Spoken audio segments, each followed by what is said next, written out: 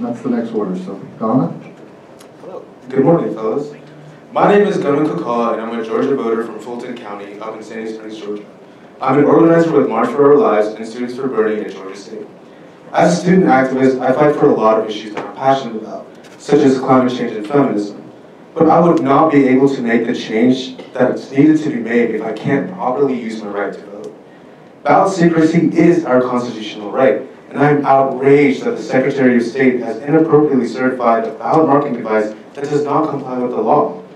Over 30,000 of these new ballot marking devices have been delivered to counties, and 2 million voters began casting ballots for the presidential primary in just 3 days, most of which will encounter these devices for the first time. They will be utterly disappointed in Georgia State Elections Board to see that ballot marking devices are nonsensically, ridiculously oversized. I want to demonstrate to you the latest advice from the Secretary of State, that the tablet should turn to face the wall. So, first, here's how the tablets were set up during the pilots and the mock elections.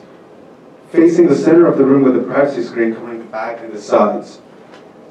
I personally have tested these out for myself when they were being presented in the Capitol.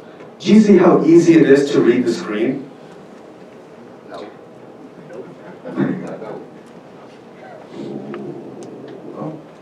Now here's how it would be if you followed the new diagram, when you turn to face the wall.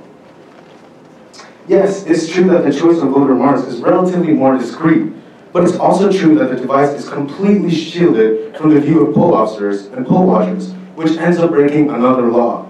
Aren't there any attorneys in the Secretary of State's office? Mr. Germany, are you truly comfortable with the Secretary of State encouraging local election leaders to solve one legal issue by violating a completely different law? Georgia deserves a state elections board that doesn't silence Georgia voters. We demand that you do better. We demand that you do your job. Bravo! Thank you.